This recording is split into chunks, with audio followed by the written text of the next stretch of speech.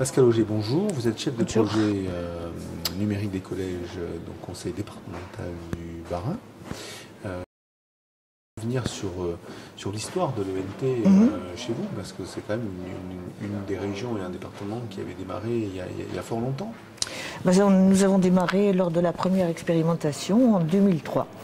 Voilà, donc c'est vrai qu'on a été la première région à généraliser son ENT et on a cette particularité qu'on a toujours travaillé de concert avec les autres collectivités d'Alsace, donc le conseil départemental du Haut-Rhin, la région Alsace et bien sûr le rectorat. Et donc vous n'en êtes pas à votre premier ENT, puisqu'en fait il y a eu plusieurs changements dans l'utilisation des ENT. C'est-à-dire que nous avons dû renouveler le marché. Donc cela s'est fait dans les années pour l'élaboration du cahier des charges 2012-2013 et que nous avons donc notifié le marché avec un nouveau fournisseur d'ENT qui était ITOP et cela s'est fait en janvier 2014. Alors avant de parler d'ITOP, vous avez une particularité, c'est-à-dire qu'en gros vous suivez le dossier, vous avez beaucoup travaillé sur le sujet, mais les commandes ne sont pas faites directement par la collectivité. Est-ce que vous pouvez nous expliquer le mécanisme ? C'est-à-dire que le mécanisme, ça a été donc là aussi une particularité de notre région, c'est que les collectivités n'ont pas voulu être porteurs du marché pour des raisons aussi d'implication des établissements, de responsabilisation de ceux-ci. C'était déjà le cas dans l'ancienne formule de l'ENT et ça a été renouvelé pour ce nouveau marché. Ce sont les 216 établissements scolaires d'Alsace qui constituent un groupement de commandes et qui sont porteurs de ce marché. L'idée, c'est de dire que c'est l'éducation nationale, c'est un outil pour l'éducation nationale, donc c'est elle qui doit le gérer. C'est quoi ? Il y avait ça aussi, parce que c'est un outil pédagogique essentiellement, c'est aussi un outil de communication bien sûr, mais tout l'aspect pédagogique, nous n'intervenons pas dans celui-ci, à chacun son domaine si j'ose dire, même si parfois on fait quelques incursions dans le pédagogique, notamment nous avons lancé un appel à projet, à un moment donné on pourra en parler si vous le souhaitez. Alors, moyennant que vous financez, donc vous contrôlez un petit peu ce qui se passe. Donc, bien sûr. Quel œil vous portez sur l'utilisation, les statistiques qui sont fournies certainement par les statistiques Caisse des dépôts, je crois. Quel est votre fonctionnement ? C'est ça. Il y a de toute façon une communication directe avec le rectorat, les collectivités partenaires. Nous avons bien sûr mis à disposition par la Caisse des dépôts et consignations l'outil Xiti, ce qui nous permet quand même de voir où en sont nos différents collèges de l'ENT et si on constate que il y a parfois une absence de fréquentation, une faible fréquentation, nous interpellons nos partenaires de rectorat pour savoir pourquoi, comment, qu'est-ce qui se passe dans cet établissement. Donc il y a un financement, c'est sûr, conséquent, parce qu'on est quand même pas loin de 300 000 € année pour cette ENT et donc du contact direct, je dirais, par rapport à des choses qu'on peut observer, qu'on a envie de comprendre. C'est pas du contrôle, c'est pas vraiment du contrôle, c'est des demandes de compréhension.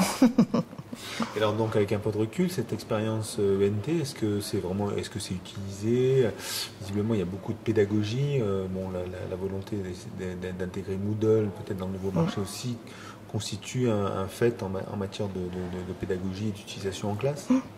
Oui, donc le premier ENT, on va dire, était un ENT de vie scolaire. C'était ça au départ. Et dans le second ENT, si on peut dire, nous avons voulu développer tout le volet pédagogique. Et il y avait une expérimentation ici en Alsace qui était la plateforme Moodle, donc une plateforme de travail collaboratif.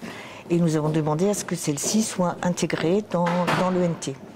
Alors au niveau des usages, c'est tout récent, puisque vous savez, ça date de la rentrée 2014.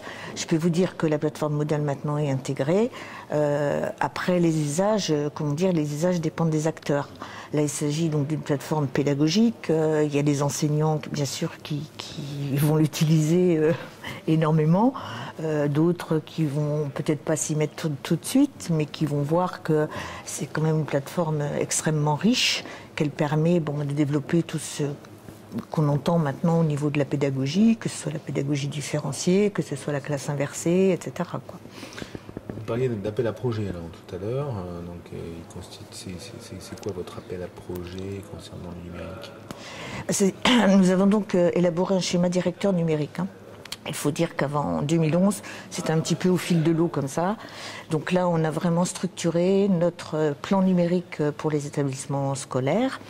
Et donc c'était un plan avec 6 volets, donc Madame Iskea vous a déjà parlé des connexions et autres. Et nous voulions voir en tant que financeurs de cet équipement ce qu'il permettait dans les établissements qui étaient porteurs d'un véritable projet. Donc on a fait vraiment un appel à projet qui a été distribué à tous les établissements. Nous avons eu 26 réponses. Nous avons sélectionné 6 dossiers.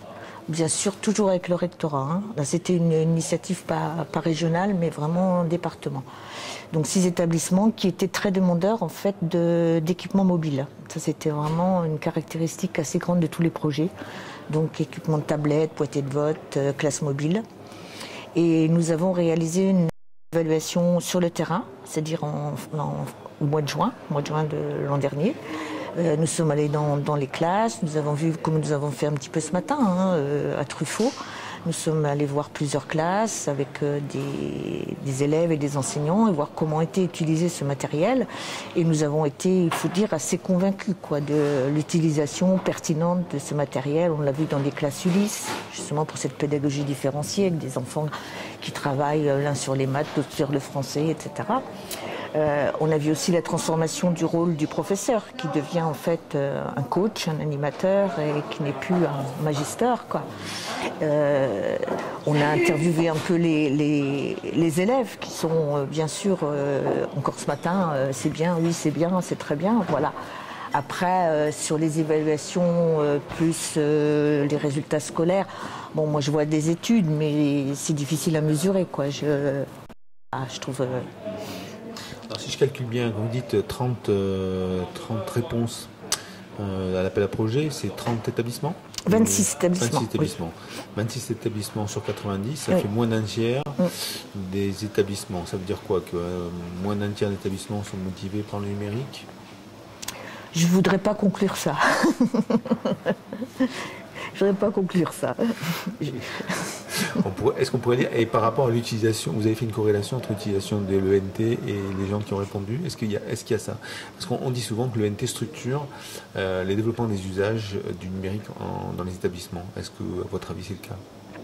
Ben écoutez, c'est une bonne piste. C'est vrai que nous ne l'avons pas suivi à l'époque, mais ça pourrait être intéressant de faire cette corrélation entre l'usage de l'ENT et ceux qui ont répondu à l'appel à projet à l'époque. Mais moi, je crois que ça dépend essentiellement des équipes d'enseignants. Il y a des enseignants qui sont convaincus, on sait qu'ils ne le sont pas tous. Ça viendra, mais pour l'instant, ce n'est pas encore le cas.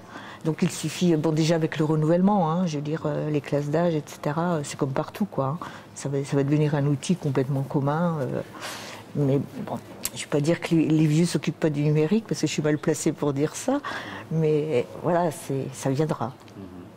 Alors bientôt, vous allez quitter ce monde-là, partir en retraite. Ce monde, que voulez-vous dire par ce monde? Ce monde du numérique, bien sûr. C'est vrai que tout le monde m'annonce que mais j'espère ne pas être de ceux-là. Non. Donc je vais quitter, je vais quitter le Conseil général, puisque au 1er mai, je serai en jubilation. Profitez. Bien sûr. Une bonne continuation. Alors. Je vous remercie beaucoup. Au revoir.